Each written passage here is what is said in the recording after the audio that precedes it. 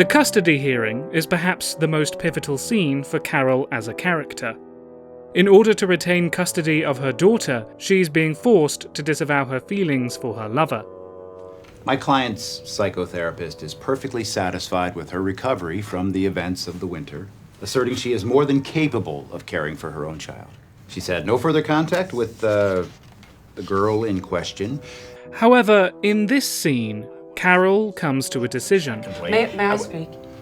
The bold decision not to deny who she is. Now, what happened with Therese, I want it, and I will not deny it, or say that I... As well as, perhaps, the bolder decision to compromise. Now, I think that Harj should have custody of Rindy. Could I suggest we just take a break for a No, moment? Fred. No. It's an act of defiance. It's an act of sacrifice. What use am I to her, to us, if I'm living against my own grain? It's a scene which defines who Carol is and what matters to her. You take it or leave it. But if you leave it, we go to court. And if we go to court, it'll get ugly. And we're not ugly people, Harj.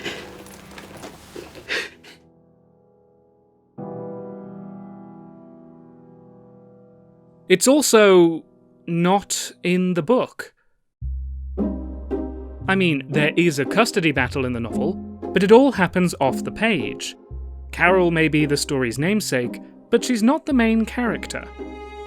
The novel tells this story exclusively through Therese's perspective, and only reveals Carol to us through Therese's view of her.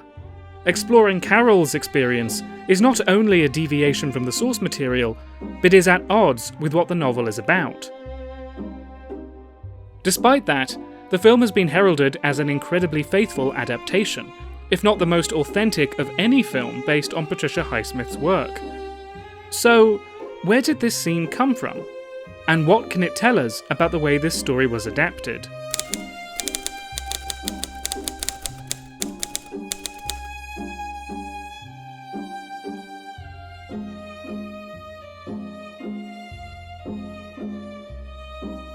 The Price of Salt was first published in 1952, albeit under a pseudonym. In 1983, author Patricia Highsmith republished the novel under her real name, changing the title to Carol. It tells the story of Therese Bellevet, a young woman working in a department store who falls in love after a chance encounter with the titular Carol. Their eyes met at the same instant, Therese glancing up from a box she was opening, and the woman just turning her head so she looked directly at Therese. However, the closer Therese is drawn to Carol, the more she becomes embroiled in Carol's messy divorce. "I'll go," Therese said. Carol said nothing. There was a deadness in the silence between them now, and Therese grew more uneasy. "I'd better go, hadn't I?"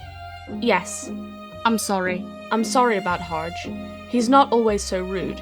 It was a mistake to say I had any guests here at all." Despite Carol's complicated situation, despite suspicions from Therese's boyfriend, despite Therese's uncertainties over what she is feeling and whether Carol feels the same, Therese cannot resist her attraction. "What are you standing there for?" Carol asked. "Get to bed, sleepyhead." "Carol, I love you." Carol straightened up. Then she kissed Therese on the lips as if they had kissed 1,000 times before. "Don't you know I love you?" Carol said. Until, ultimately, she becomes a weapon Harj uses against Carol. "I'd like everything you've got about me. Dictaphone tapes and whatever." The detective's brows hardly rose above the pale dots of his eyes. He leaned against the front fender of his car, smirking with his wide, thin mouth. He glanced at Therese and back at Carol. "Everything's sent away. I haven't a thing but a few notes about times and places." Therese and Carol are forced apart. Therese cannot see or contact Carol. She starts a new job, she begins a new life, and by the time they are able to meet again, it's not the same as it was. "I was hoping you might like to come and live with me, but I guess you won't." It would be different now, because they were both different. It would be a world as unknown as the world just past had been when she first entered it. Only now, there were no obstacles. Therese thought of Carol's perfume that today meant nothing. A blank to be filled in, Carol would say. Well, Carol said, smiling, impatient. No, Therese said. No, I don't think so. But later that night, Therese realises her mistake. In the end, she leaves her friends and goes to find the woman she loves. It was Carol she loved and would always love. Oh, in a different way now, because she was a different person. And it was like meeting Carol all over again, but it was still Carol and no one else. Carol saw her, seemed to stare at her incredulously a moment while Therese watched, the slow smile growing, before her arm lifted suddenly, her hand waved a quick, eager greeting that Therese had never seen before. Therese walked towards her. It's an ambiguous ending, but a hopeful one, suggesting Therese and Carol decide to be together. The screenplay was adapted by Phyllis Nage, who had been a close friend of Highsmith. In 1997, 2 years after Highsmith's death, Carol was first optioned for film and Nage was hired to adapt it. However, the project languished in pre-production for 18 years before it was finally made. By then, Nage was the only person involved who had been attached to the project from the beginning. The film earned her her first Oscar nomination for Best Adapted Screenplay. Nage's adaptation somehow manages to be both incredibly loyal to the source material and also entirely self-assured in its own identity as a separate piece of work. And that comes from Nage's clear understanding of the different ways books and films tell their stories.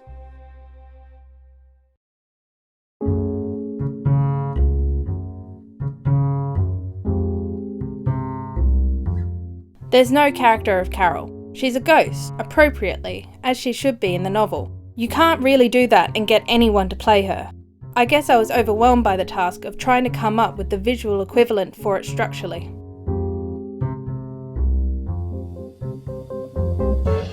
In many ways, Nage's adaptation is indeed quite faithful to the novel. There are even numerous conversations that are lifted almost verbatim. How many times have you been in love? Never. Until you. What town is this again? This. Waterloo. Isn't that awful? To say for 1 minute that you practically want to say goodbye because of some silly crush? I didn't say that, you said it! What a strange girl you are. Why? Flung out of space. Even so, as is the way with adaptation, some changes are necessary. Details are simplified for efficiency, scenes have been rearranged, less relevant plots have been cut, all par for the course. There is a framing device which is entirely new. The film opens with an irrelevant character interrupting the penultimate scene, before the rest of the plot is told in flashback, an idea of director Todd Haynes, to pay homage to Brief Encounter. It makes for a more dynamic opening than the novels, and it gets to the point more quickly, an understandable change. Yet Nage also makes changes to what seem like insignificant details. In the book, Therese is an aspiring theatre set designer. In the film, she's a photographer. In the book, Therese gives Carol a purse for Christmas. In the film, it's a record. In the book, Carol comes to the department store to buy a doll for her daughter. In the film, Carol intends to buy a doll, but buys a train set instead. In the book, Carol invites Therese to lunch because Therese sent her a Christmas card. In the film, it's to thank Therese for returning a pair of gloves. At first glance, these changes seem a little arbitrary. But let's come back to these. A far more striking change is that Nage writes several scenes which are not from Therese's perspective. This is partly another product of adaptation. In the book, there are a number of events which are crucial to the plot, but which Therese only ever hears about from others or intuits from context. Suddenly it occurred to her that if Carol and her husband were divorcing, Carol had been downtown to see a lawyer today. The district was full of law offices, and something had gone wrong. It is simply more filmic to see an event than be told about it. Jerry Ricks served some papers this morning, to my complete surprise. Why don't you sit? Why is it people think you'll take bad news better if you're sitting down? What's more, not all of the book's strengths translate easily into film. The book is rich with Therese's internal monologue, but on screen, this can come across as dry. He's into me. He busted in like he was gonna slay a dragon to save me. Let me set it up for you. And he saved me from drowning. My first thought was, how do you do that? How do you do this really, without making it a terribly experimental film with lots of voiceover? Which I made an executive decision very early on not to have any. No narration. No Therese saying, I saw her, she was beautiful. There's a lot of that kind of writing in the novel. The trade-off of this decision leaves crucial information which Therese is no longer best positioned to impart. The solution is to take the audience where that information is. Even in the early stages of the film, we see pieces of Carol's home life, her daughter, her husband, her in-laws, her ex-lover. We learn about all of these things before Therese does, in more detail than she ever learns. Through the simple act of translation from page to screen, the film has already taken a significant departure from the novel. When the lovers are separated, the novel stays with Therese, whereas the film goes in the opposite direction. In the 15 minutes that pass between Therese returning to New York and her reunion with Carol, Therese is on screen for less than 5 minutes. Carol appears for 8.5. Though the book doesn't show us Carol's side of the story, the final act of the film puts Carol's experience front and centre. The calibration came in knowing that you had to shift a point of view, so you begin with Therese being the vulnerable party. And the point of view is always with the vulnerable party. But as the film progresses and their love story progresses, then it must be Carol. Carol ultimately becomes the vulnerable party whose point of view is ever so slightly focused. Because the film has ventured so far into Carol's life, the drama now resides with her. The stakes are higher for Carol than they are for Therese. She stands more to lose. If the custody battle were to happen off-screen, as it does in the book, the film would feel incomplete. All the fights with Harge, all the moments with Rindy, all Carol's stress-fueled cigarettes have been leading us here. So Naj has to invent a scene that will serve as the culmination of Carol's story, without basis to draw upon.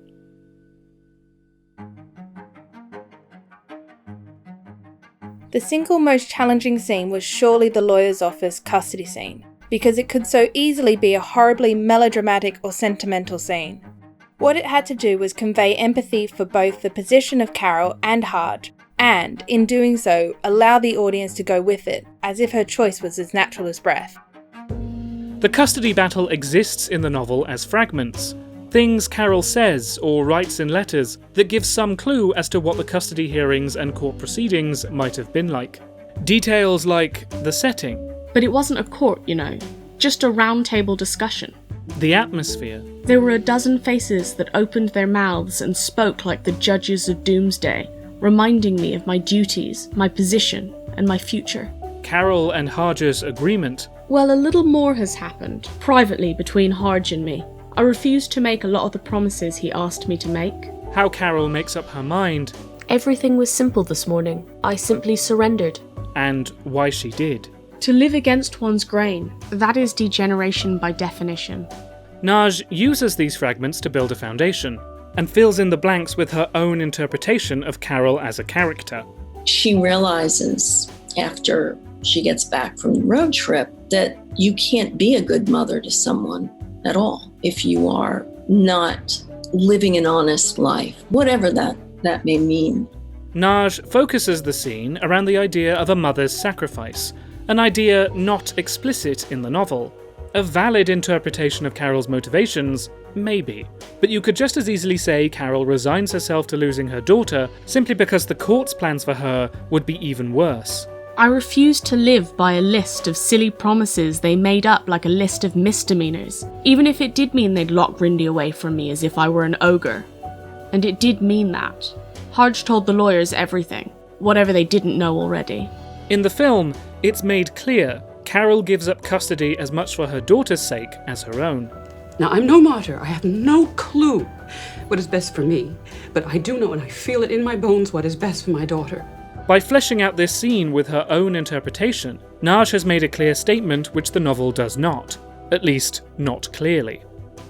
Naj even changes the outcome of the hearing in a small but crucial way. The book suggests Carol has lost her daughter completely, or soon will. I can't imagine her ever not wanting to see you. Carol's eyebrows lifted. Is there any way of predicting what Harge can do to her? But in Naj's custody hearing, Carol offers Harge a compromise. She allows him to claim full custody without going to court, on the provision he does not cut Carol out of her daughter's life. Now, I want visits with her, Harge. I don't care if they're supervised, I just want them to be regular. It would be hard to imagine this happening in the novel, but it makes sense in the film. Not just because it's shown as more of Carol, but in doing so, it's also shown as more of Harge. By featuring him as much as it does, it cannot avoid giving an insight into his character and motivations, humanizing him in a way the book does not. The book, he is way more of a pantomime villain of sorts. But that can work over the course of a novel.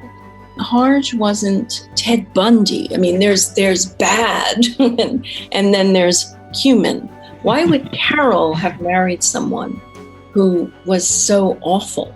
He had to have something that attracted her and held the marriage together. Carol,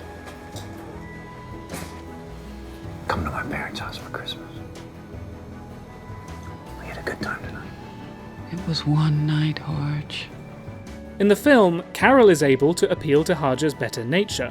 We've seen enough of Carol to believe she'd do this, and we've seen enough of Harge to believe he might accept.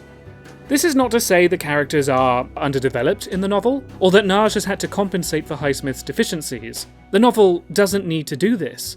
But by changing the perspective through which this story is viewed, Naj has changed the way it looks. Navigating that change is, in essence, what adaptation is.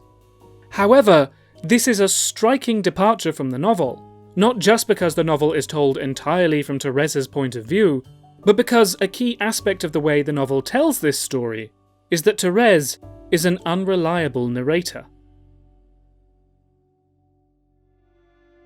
I wonder if you'll enjoy this trip, Carol said. You so prefer things reflected in glass, don't you? You have your private conception of everything. Like that windmill. It's practically as good as being in Holland to you. I wonder if you'll even like seeing real mountains and real people.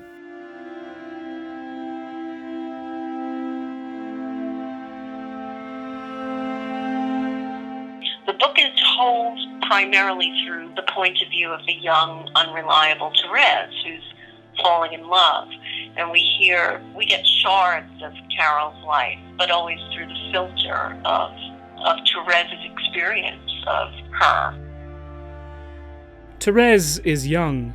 She is naive and inexperienced, not only in relationships with women, but relationships with anyone. I barely even know what to order for lunch. Much of the tension of the novel comes from Therese's uncertainty. Is this love? Does Carol feel the same? Or is this just a game to Carol? Even if Therese knew what Carol were thinking, would she be able to understand? It mimics the feeling of early love, the feverish, hopeful analysis of stray words and actions, and the paralysing fear of rejection and loss. Not to mention the danger of open homosexual desire in a time of criminalisation. And would Carol suddenly thrust her away in disgust if she merely wanted to hold her in her arms? And would whatever affection Carol now had for her vanish in that instant? The tension from Therese's inability to read Carol is only heightened by Carol's absence in the third act. Suddenly, the whole world of the last month, like a tremendous lie, cracked and almost toppled. Hadn't Carol been playing with her, as Richard had said? It fuels Therese's resentment, leading her to initially reject Carol when they meet again.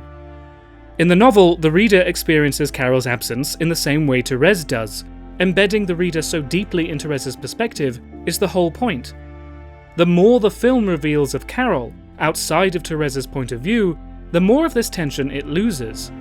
By leading the story to a place where the custody hearing is not only possible, but absolutely essential, shouldn't that contradict what Highsmith achieved with this story?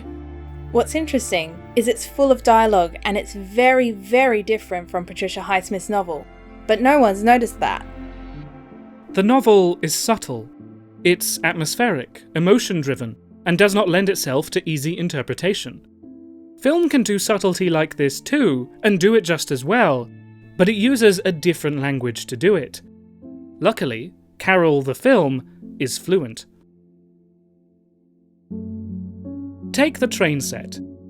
Trains are a recurring motif in the book, and there are numerous references to a train set in the department store, which carries symbolic weight. Nearly every morning when she came to work on the 7th floor, Therese would stop for a moment to watch a certain train. It was not a big, fine train like the one that ran on the floor at the back of the toy department, but there was a fury in its tiny, pumping pistons that the bigger trains did not possess.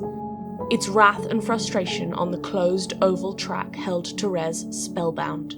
In the film, shots of Therese looking wistfully at the toy train doesn't quite convey the same significance.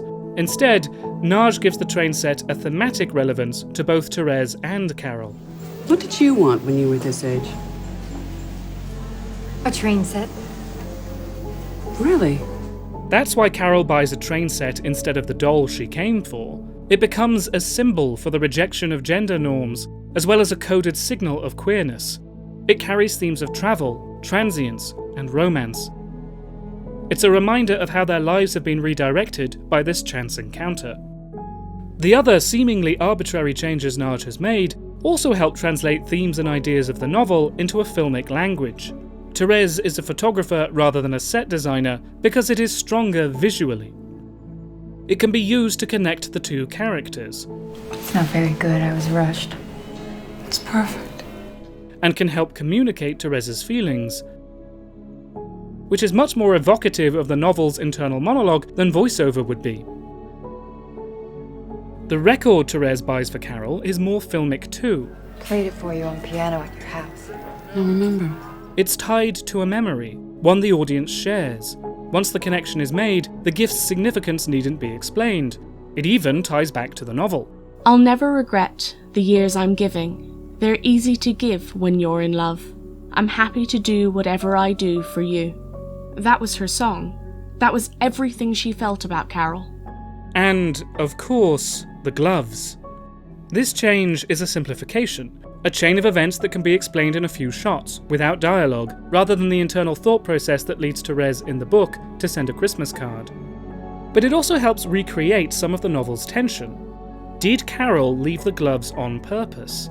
Was this another code, like the train set, a predatory move, or a fortunate mistake? The film doesn't say. It's for us to interpret.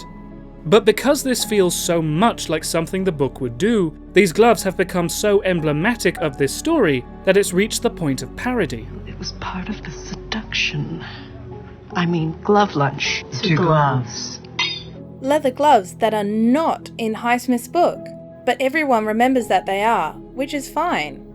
This adaptation feels so authentic to the novel, not because it is accurate to the letter, but because it creates the same mood, tone, and atmosphere. The film may have lost the details of Therese's internal monologue, but the ambiguity is still there. It takes advantage of the distance of its medium to create a similar sense of inscrutability. Not just about Carol, but all the characters. Right now I'm charting the correlation between what the characters say and how they really feel. Shall I pay now? Oh, yes, of course.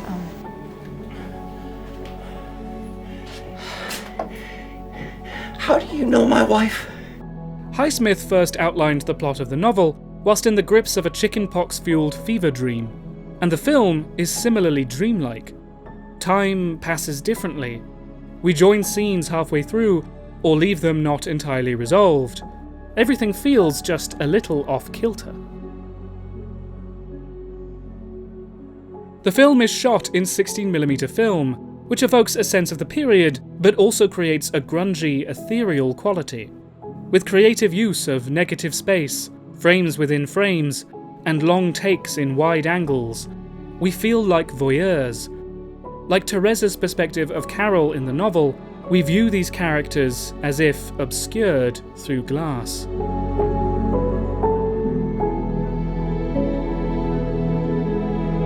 In spite of its differences, the film feels authentic because it is accurate to the way the book feels when you read it. They roared into the Lincoln Tunnel. A wild, inexplicable excitement mounted in Therese as she stared through the windshield. She wished the tunnel might cave in and kill them both, that their bodies might be dragged out.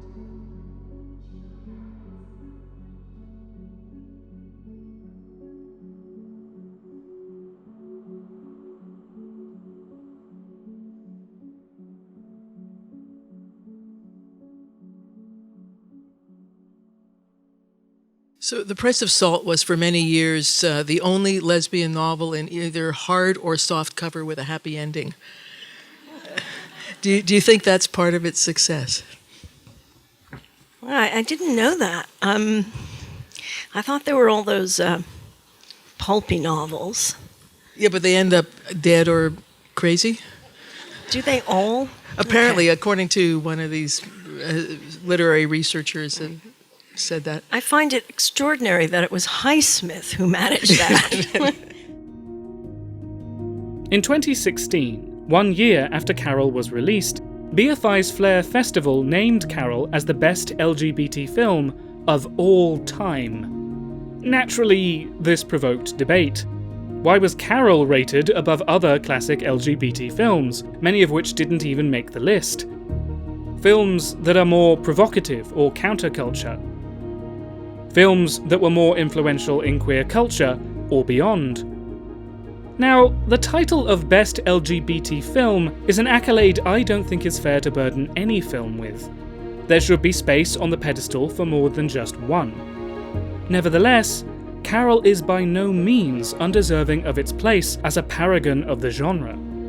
It is a story inspired by real gay experiences, based on real gay people the author knew. It was written by a gay woman, adapted by a gay woman, and directed by a gay man. It took 18 years to get this film made, not only because it was difficult to fund a gay film, though it was, not only because it was difficult to gain support for a film with 2 female leads, though it was, but primarily, perhaps, it was because this story is unapologetically queer, and Naj resisted executive attempts to change that. The other thing that was always resisted was the notion that one or both of the women had to suffer in some way, or feel great guilt about their sexuality. What was refreshing about the book by Pat, the Queen of Guilt, is there is not that in The Price of Salt. In a world where queer stories frequently end in tragedy, often involving shame, self-denial, or penance, Carol is a rare exception. The attraction these characters feel for one another is never questioned, never deconstructed, never moralized, never explained. It just is. Carol is a film that exists in the moment. The custody hearing scene may not have been in the novel, but it certainly feels like it could have been. Naj didn't invent it whole cloth, but filtered pieces of the novel through her own reading of the characters, and presented the result in a style evocative of the original. Even though Naj has shone light on things the book prefers to keep ambiguous, the scene still ends with that same sense of uncertainty. From Haj's face, it seems Carol's words have had an impact on him, but we don't find out if he accepted her terms. The film suggests they've come to some agreement. Have you seen Randy? Once or twice. But doesn't care to explain any more than this, leaving us to figure out for ourselves what it means. The film itself ends the same way. We don't know what the future holds for Carol and Therese. Will Therese move in with her? Will Carol keep seeing her daughter?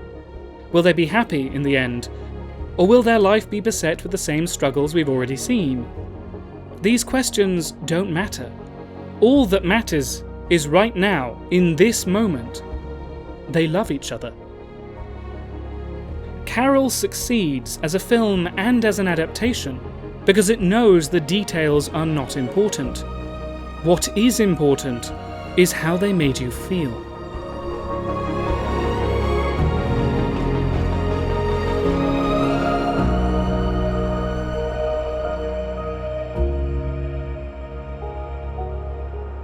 This video was made with the support of my new patrons, Kristen Sinclair and Michelle Martinez. You too can support the channel at patreon.com/JamesWoodall, where you'll have early access to new videos and behind-the-scenes content. You can also support through my Ko-fi, kofi.com/JamesWoodall. For future updates, follow me on Twitter @JamesBWoodall. And don't forget to like, share, and subscribe. Thanks for watching.